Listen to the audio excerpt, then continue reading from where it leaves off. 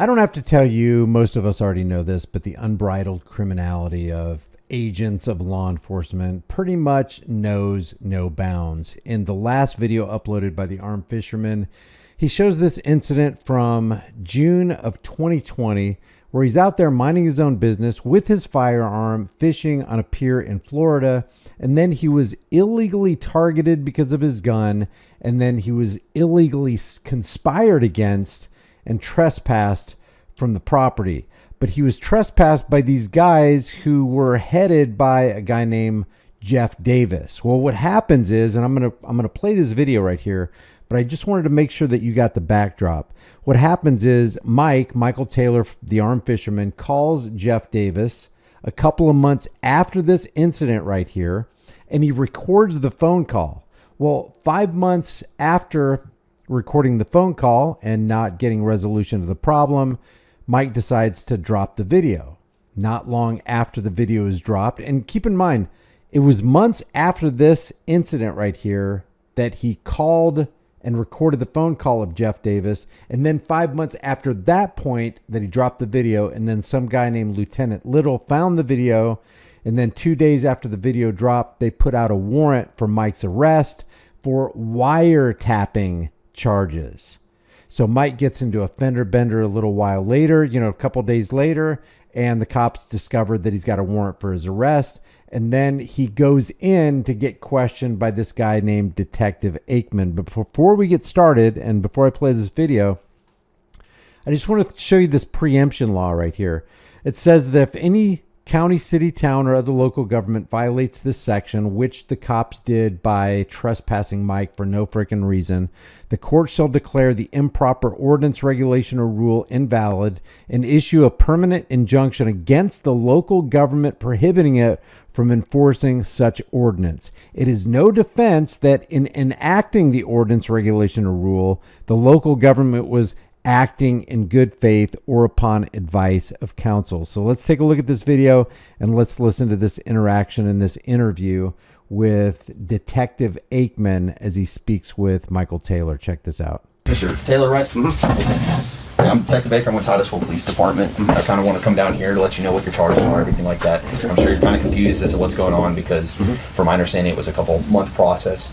For me to explain everything to you, have you been read your rights ever in your life? Yeah. I'm assuming. I haven't read my rights yet. Okay. Well, if you let me, I'll read you your rights today, and then we'll go into what your charges are. I'll try to explain them to the best of your ability, so that way we can kind of understand what's going on. Okay. Absolutely. Sound good?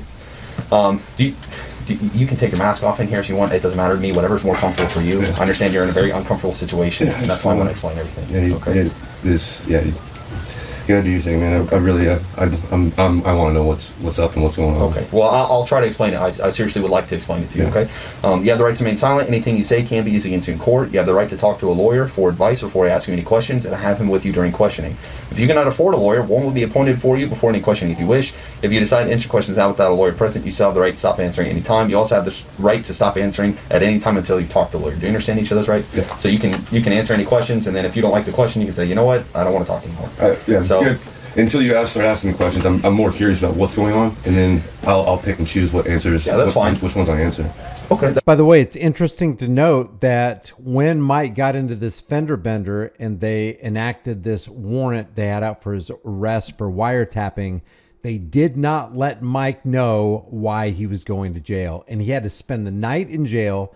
They woke him up at 6 o'clock in the morning, so he's already groggy, and that's when this detective starts conducting this interview. But it's important to note that up to this point right here, Mike's got no idea why he's sitting in an interrogation room or why he spent a night in jail. That's fine. So the reason you're here is for a violation of Florida State Statute 89303-1A, and that is the Florida wiretapping law. Have you ever heard of that? Yeah. Okay, so that's illegally recording a party without their consent or knowledge. Okay, so you have 2 YouTube channels, from my understanding, correct? You have the Armed Fisherman is yours, and then you have the Solo Yacker. Correct. Okay, and these are, you do, I don't know what to call it. It's First Amendment, Second Amendment auditing. Is that correct? It's called fishing. Fishing. Okay. I don't do audits because audits allow me to go into buildings, into publicly accessible spots. So I'm definitely not an auditor. I'm a fisherman. My channel started out as fishing, and it's always remained fishing. It's just now I carry a gun, and the only reason I carry a camera is because there's cities that do not have body cams. So when I run across that, it's my word against their word. Judges usually side with their word. So I carry a camera to protect myself from people that don't have video cameras that could lie about what my encounters are. So I'm right. And listen, I always say, if you watch all my videos, I'm not an auditor. I'm a fisherman. I'm sorry, I haven't watched all your videos. I've watched. There's a lot of them. Yeah, there's like 100. There's more than that, depending on what channel you're looking at. But anyway, I'm just saying. And unrelated to this, what made you start doing this? Like what? I almost got robbed. You almost got robbed by the police? No, I almost got robbed under a bridge fishing. Oh wow, okay. 2:33 in the morning at night. I've said this numerous times on my videos, how and why this happened.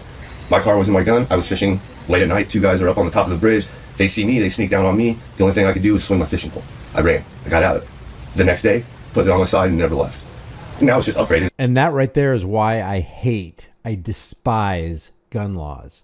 Because basically you're making it hard for the common man to purchase or apprehend a tool that could save their lives. I mean, I've upgraded to different guns, different knowledge of law, things of that nature. Absolutely. Okay. Nothing's changed, though. The same principles are still the foundation of it is fishing. I understand. So I understand that you had an altercation with Titusville Police Department. I wasn't a part of that altercation, but you had it with Lieutenant Little, Sergeant Anderson, and Chief John Lau. Oh, yeah. When you were, I guess you were fishing, but you had your AR-15 with you and you were trespassing in the county park. Do you remember that? Oh, yeah. Okay. Because I think this is a lot of retaliatory towards me. This is? Yeah. So I'll tell you, I didn't deal with it. I didn't deal with you then. I didn't even know who you were until this kind of investigation started happening. So you made a couple of phone calls to a bunch of various different people. I think you called, I want to say you called the police department a couple of times because we have a couple transfer calls in from your name. And then you called Jeff Davis. Do you know who Jeff Davis is? Yeah, Parks and Recreation, head of Parks and Recreation for the Titusville area or whatever. Thank you, Baker, Titusville Police Department, reference 2021-000-19896. Sir, can you state your first name for me? Jeff, How do you spell? EFF. Is that your legal name? Yes, sir. Okay, middle initial? No.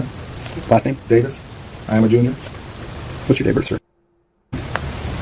So this is the interview with Jeff Davis, who Mike Taylor called to get a clarification on why the hell he and his henchmen trespassed him from public property when he had done nothing wrong. Phone number? 321. Sir. What's a address you're living at? My home address is 6840 100 HUN BRED Acre Drive. It's in Port St. John. 32927.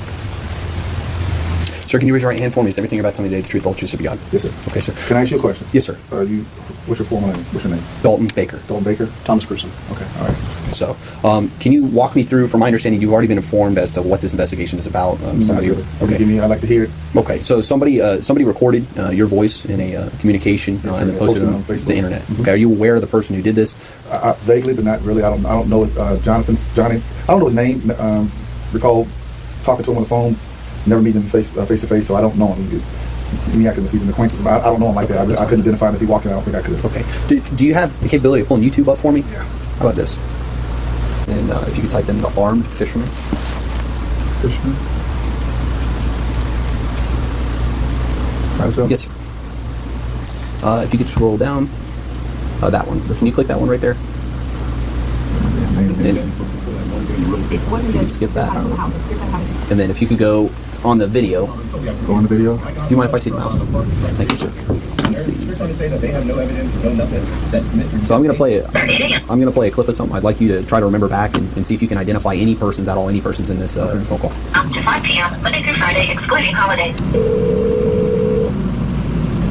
Military Parks and Recreation, Diane speaking. How may I help you? Hi, Diane. Is Jeff Davis working today? Sure. Would you like to speak with him? Yes, if it's possible. Sure. Hold on, please.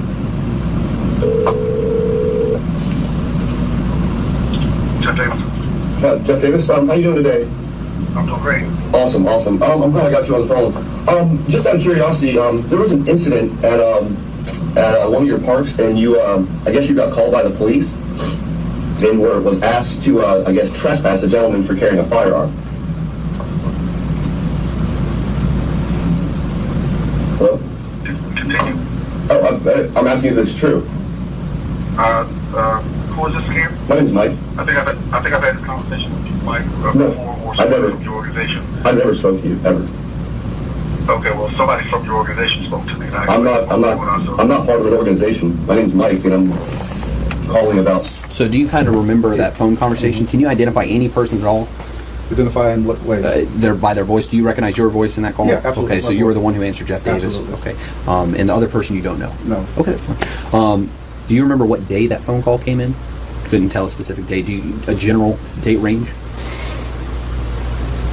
I will be guessing totally if I had to give a date, and I don't want to do that on a sworn statement. That would be a total guess. I have no idea, but it was a day or a couple weeks after they did the Black Lives Matters march, and I recall that incident happened when there was we got a phone call. There was an armed person up under the bridge, and it was just kind of alarming that it was one of the parks I'm responsible for, and the person had an assault rifle. It was reported he had an assault rifle up underneath the bridge. So it was around that week or two time frame. I can't get any closer than that. I'm sorry. Oh, that's perfectly fine. Mm-hmm. When you were on this phone conversation with this person, take note that there's almost nobody else around but Mike and these police officers. And before the police officers got there, Mike was the only person on that pier. Do you remember where you were at? Sitting here. You were sitting right here in your office. Was your door closed, open? Open, probably. Open, probably, but only, I saw there was a lock on the door, it looked like, and you had to get keyed in access. So this isn't an area open to the public. No, we've had some situations that we have to secure it up a little bit. Okay, so it's strictly employees, so it's, I would say, a private area, yes, not open to the public. Right. And during this phone conversation, did this mail ever make you aware that you were being recorded? Or? No, I don't think he did. It would be in the record. It would be in this recording. I mean, that started from the initial phone call. Probably if he ever did, if he told me he was recording me, I probably would have ended the conversation. Okay. I'm kind of particular about that. So you never consented to being recorded by this mail? No, sir. Okay. Are your phone lines recorded at all? I could get with our IT person to find out. I doubt it, but he's next door. Well, I didn't hear him notice. Usually they'll say, "Hey, this is a recorded line" or anything like that. I didn't hear that, so I just want to know. Okay. Do you have any other questions? Can think of anything else? Sir, is everything you told me today the truth, the whole truth, so be God? So help me God did. Hold on. Did you consent to him posting that conversation? Absolutely not. Okay. Yeah. Did you consent to him disseminating that to anyone besides the two of you talking on the phone? Okay. No, sir. That's fine. Perfect. You know how many times you called him? Just one time, two times? Probably maybe spoke to him? Yeah, spoke to him. Once. That's it. To my knowledge, it was only one time. I called that. When all this transpired we can go back to 2 days prior to my incident, another gentleman was trespassed, and we were trying to release. Angel Diaz? Yeah. Or Andrew. I'm sorry, Andrew Diaz. Yeah. The biggest issue, I mean, if you really want to look into a crime, you should start looking into your, within your department right there, because they violated state law. And that's why I did what I did. That's why I turned in my friggin', I was about to go through a pro se lawsuit up until I got arrested down in Miami. Yeah, and that's the irony right there. So what they're trying to do is pin Mike for a crime when the initial phone call to Jeff Davis was to get him to understand that he committed a crime. So the crime was committed by Jeff Davis because he wanted him trespassed, and then the law enforcement officers showed up as the muscle men, and now they're trying to hem Mike up for exposing the fact that the cops and Jeff Davis committed a crime against him initially. So they're going to turn this around. And that's when the detective went to Jeff Davis so that they could try to find something, anything to pin Mike to the wall with. Is that why you called Jeff Davis to try to see what was going on with the I called the police department and I asked, how did this happen? How does somebody, who authorized us to be trespassed? And I told them the same thing about, hey, you can't do this. This is the law. And then they went through and they were like, oh, we got it from the board, or the whatever board or whatever. Board of County Commissioners. Yeah, or something to that effect. And I'm like, who? And they were like, Jeff Davis, the head of it, gave us permission. Okay. And then even in the videos, in Andrew Diaz's video, they even clearly state that they had permission. Okay, now, so Jeff Davis is the one who gave permission for us to trespass. Correct. And that's usually the way it works. He said he could trespass anybody, and that's not how the law's written. Well, once again, I'm not in on the trespassing issue. I'm looking at the badge, and I can just say that's not the law, and they violated that law. Well, and here's the deal, right? I'm a detective. I usually deal with felony crimes, so I don't really know that much about trespassing. For me to have a adequate and intelligent conversation with you about that, I would have to do more research on my trespassing laws because I don't know all. Okay. In other words, I'm going to look into it if it's a crime that pertains to you, but I'm not going to look into it if it's a possible crime that pertains to my fellow Blue Line gang members. Until I've committed a crime, you can't trespass me for doing anything. And then under the law with a firearm, you can't create 790.33 of the Florida statute states that you cannot create gun laws in any county, city, anything that's owned by the city, county, state cannot be changed. You cannot make gun laws. Only legislation can. So they trespassed us, A, for having a gun, and B, because they got permission to trespass anybody. That's what the words verbatim were. That's what they were said. Well, what was your conversation with Jeff Davis that you had? What did he say when you brought all this to his That's on video. You'd have to refer back to that. Okay, and that's the Jeff Davis live video and the somebody live video. Those two videos on your Right. The first one, all it was a carbon copy of the audio. And it was just your conversation with him where you're like, why are we, because I watched a little bit of it, and it's, why are we getting trespassed? What's going on? Why did this happen? During that conversation that you had with him, did you ever tell him you were recording him? I don't recall. Once again, I had to set up a camera. The camera was set up in front of me and it was running. Okay. Well, I listened to the audio. You never tell him you're recording him. Right. You never gain his consent or knowledge to record him. Okay. You never gain his consent or knowledge to post. Am I correct on this? Did he give you a written letter? No, never written letter. I was just curious. There's I thought, I don't even think, actually, I'm going to refer back to my lawyer on that one. I'm not going to answer that. That's fine. I want you to understand, right? You're not a criminal. You're not a crazy dude, right? But what you did is against Florida state law. It's against 893. I believe I'm quoting the correct statute. I hope I'm not, misquoting. I get the numbers mixed up sometimes. But You're not a criminal, but guess what, Mike? You're facing 3 to 5 years. Well, then tell me how that's just. You already admitted that I'm not a criminal. Why the hell would I spend any time in jail not being a criminal? Florida wiretapping law. It says that you cannot intercept oral communication without the other party's knowledge, right? So if we are having a private conversation, it's different when you're talking to a cop, and maybe that's what you were thinking, right? Because you don't have an expectation of privacy with me. But that's the way the courts have ruled, right? But with if I was just a regular citizen, and we have this door closed, and I don't tell you, and I have a recorder in my pocket or something, and I don't tell you, and then I post that's a crime, that's a felony. Okay, so that's what you're charged with today. Is that one count of that felony? Now, depending upon everything else, there might be more that comes down the line, because every time you've posted that video, so the 2 videos that are posted, that's technically a felony as well. Okay, per the statute. Okay, I just want you to understand that. So I don't have any problem with you doing your fishing or. So recording is a crime, and then posting it after you recorded is a separate crime. Well, whatever it's categorized as. I really don't. And I didn't know you until today. But I do want to inform you that is a crime and it's a felony. Okay, so we can't be doing that. All right, so when in the future, once this is all cleared up and whatever, if you continue doing this, just make sure if you are going to record anybody, you need to start off the conversation with, you are being recorded. Okay. It's just like the 911 lines, when anybody calls, the first thing it says is recorded line, 911, go ahead. You know what I mean? Do you have any other questions or anything like that for me? Do you kind of know the process from here, what's going to happen? Yeah, I'm going to go to court. You're going to go to first appearance court. The judge there is going to, you go to first appearance at 1:15. Now, you have a $2,000 bond, so you have to pay 20% of that. Yeah, bond should have been posted friggin' almost at friggin' 10 o'clock. It was like 10 o'clock at night last night. Somebody just failed to do so? Well, they paid it. It's paid. I'm just waiting to get out of here. Oh, you're waiting on your bond from 10 o'clock last night? Well, I don't know why they're doing that. And I will let her know it's a $2,000 bond, so you have to pay 20% of that. What are the penalties?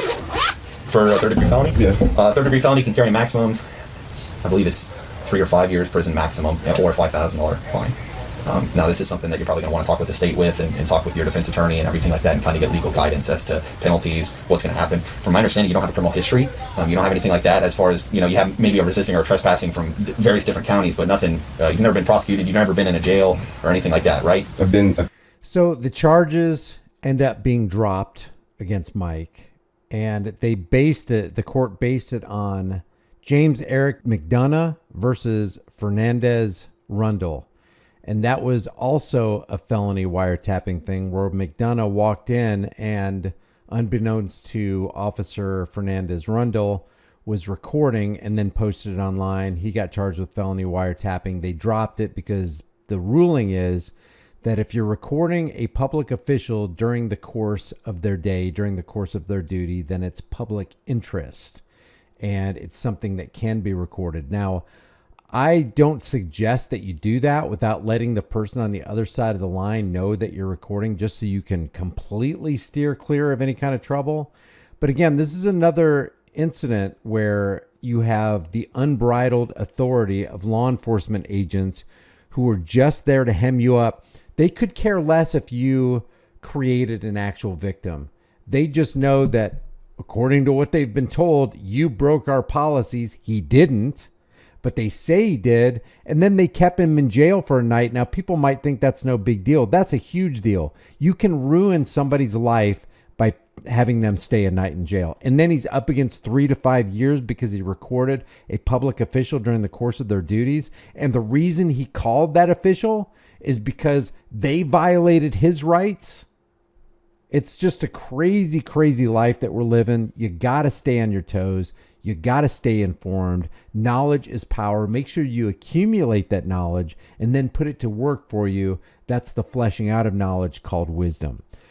I'll leave the Armed Fisherman's link in the description and in the pinned comment. Usually my pinned comments disappear, so make sure you look for it in the description. I appreciate you guys. I appreciate everybody who goes out there and pushes the envelope on freedoms in this land, because if we don't exercise our freedoms, we will lose them. Remember to subscribe to the channel, hit the bell notification icon, give it a thumbs up, share it with everybody you know. Don't forget to subscribe to my email list through my website, highimpactflix.com. And if you want, check my Disturbing Illusion channel out, where we expose the left versus right paradigm lie. We've almost hit 10,000 subscribers over there. I really appreciate everybody going over there, viewing the video, liking the video, sharing it, and leaving a comment. It really helps with the algorithms. I appreciate you guys, and I will see you in the next video.